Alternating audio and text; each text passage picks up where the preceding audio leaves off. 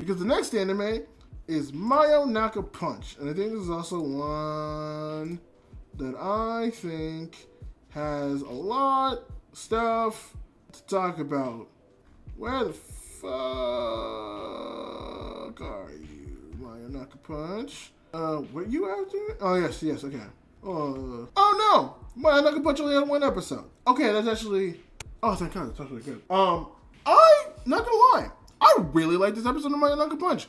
This has been the story for the next couple of things, man. Mayonaka Punch has been genuinely bringing it. It has genuinely been bringing it and genuinely impressing me. So, with Mayonaka Punch, right? Mayonaka Punch, how do we explain this? Okay, so the episode for Mayonaka Punch starts off with Ichiko, Tokage, Fu, and Liv. I'm just gonna call her Liv or Live. I know it's probably Live, but like Liv just it's so much easier for me. And Liv, they're trying to record some vlogs, some off-day vlogs, because Masaki went to go visit her family home after her mother, I think, appendix burst. So she's gonna be gone for a week. So she's staying at like their place and whatnot, and like, you know, talking with her older sister and being like, I didn't have to come home. I could have done it myself and shit like that. And it's like a typical Mayonaka Punch episode where they're trying to record. We see like, Masaki's just doing stuff. But then the episode goes in an interesting direction because as they're recording a car vlog, what happens is that like they end up in a Masaki's place, which I don't know how the fuck they even got the address for that, but oh well. That shit happens, I guess. But they go ahead and they explain that they actually were not able to record wherever they were at. And so they were just like, so we were in an area where we were going to ask you, like, what things should we do? And after a little bit of brainstorming, they all decided to go ahead and be like, hey, we should go ahead and do like a welcome back home type of vlog, type of stuff. And it's very interesting because what I was hoping from this one, right? Which honestly isn't bad. I like the way that I kind of like what they did with the purpose for it, right? But I was kind of hoping after last episode, and they even bring it up in the beginning of this episode, where Masaki sat there. She's like, "Why do I feel bad? Why do I feel, not great?" And they even talk about it a couple of times here, where Masaki doesn't want to be on camera. And they even bring that up. It's like, oh yeah, so we can have you. And she phrases it like that is not a good idea to bring a new person or a new member just like out of the blue like that. We should not be doing that whatsoever. But just to like kind of go ahead, like fast forward in the episode, Masaki knows that her sister is like 100% bullshitting. She's sitting there, she's like, I know that's not true, and I know you don't believe that. So, like, what's really going on? They don't address it, but it's definitely a hint where Sakura is just like, yeah, I'm your little sister. I kind of know when you're bullshitting and when you're not. So, don't lie to me, and because I'm your little sister. So don't try to fucking lie to me because I know these things. And so they start off with Liv trying to like pretend to be Masaki, trying to be Sakura's older sister, and she takes this opportunity to do a room tour. Doesn't work out as the way she plans because she's just using it to go through Masaki's stuff. So she's just completely out. Ooh, that's a bit loud, sir. We still need some sound, but Jesus. And so he's like, yep, you're out. Tokage, you're next. And I'm not gonna lie, the Tokage thing was extremely funny to me. And I'm not gonna lie, this one I laughed so hard I actually got lightheaded from this. And almost fell off my desk. So Tokage and Sakura are talking. It's just like, oh, like, you remember all the games you used to play? It's like, we used to not play games. What about hide and seek? It's like, oh, well, we used to play hide and seek, but then you leave, and then you leave me alone for like hours. And Tokage is like, oh, we're gonna make it up to you. We're gonna have a snowball fight. And at first, it caught me so up. Thinking about it still made me laugh. But Tokage throws the snowball high up in the air. And I'm looking, I'm like, does he not know how to play snowball fights? And what she does, she's like, oh, you're wide fucking open, bitch. And when I'm telling you, she has the wickedest wind up. I'm talking about when she's winding up, her leg is like fucking completely straight up, going for like, like a fucking hard ass throw, and you just see the snow explode all over Sakura.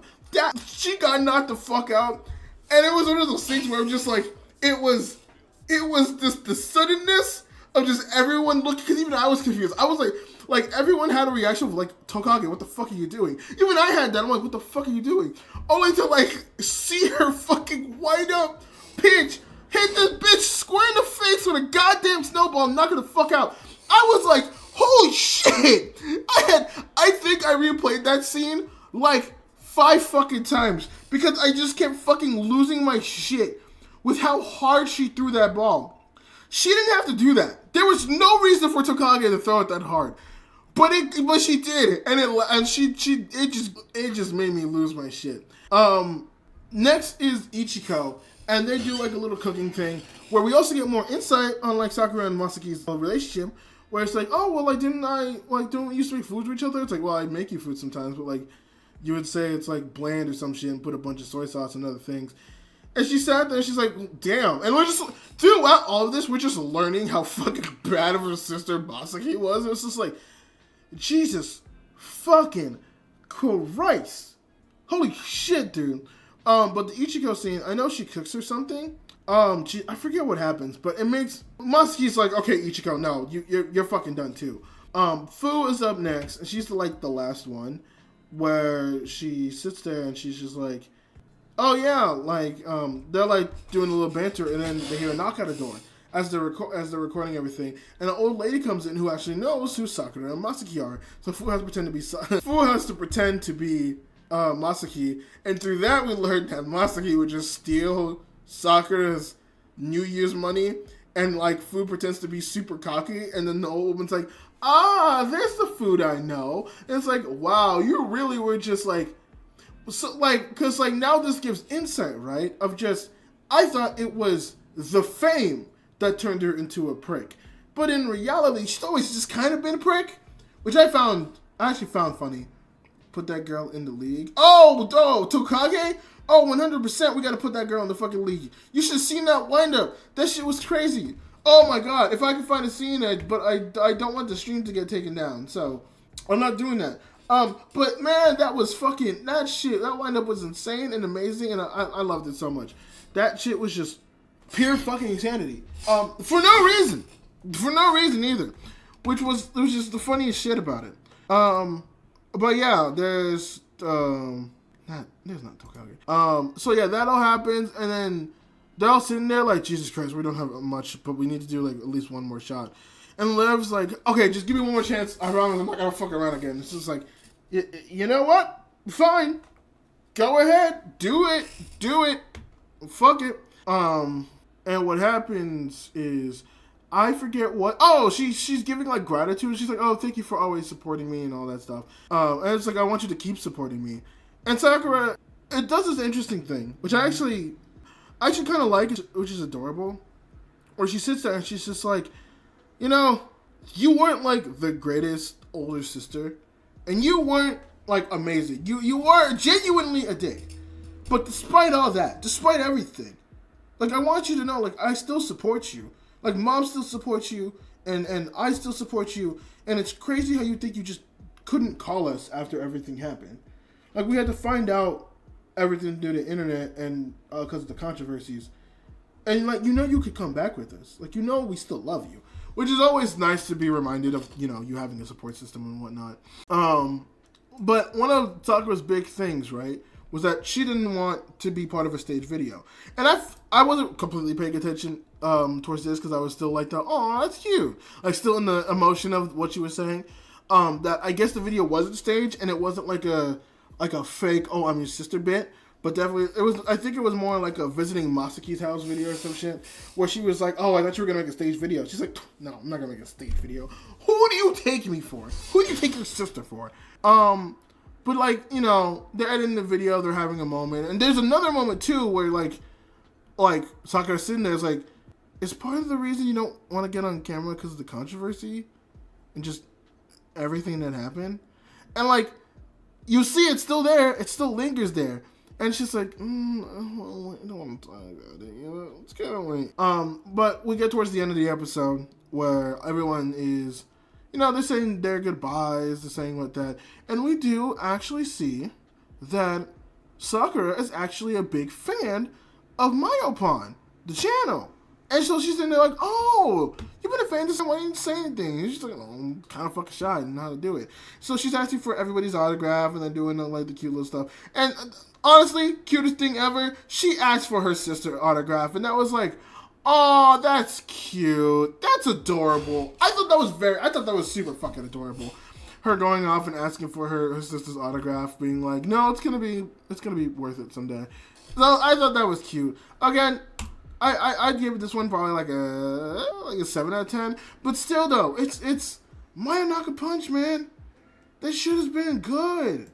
This shit's been real good. I'm like genuinely surprised about how good it is, man.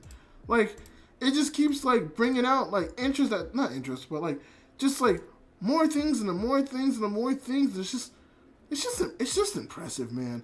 It's just genuinely impressive what they do with that show. Like, it does make me happy, knowing that show isn't a dud and that it's actually like a very good quality show. Like it is. It would definitely be my sleeper hit if I had to pick for Mayonaka Punch, because that show is just a genuinely like weirdly wholesome and weirdly good and weirdly fun. It just does a lot of things right. There's a lot of things right. So once again, congratulations to the Mayonaka Punch for constantly impressing me all the time.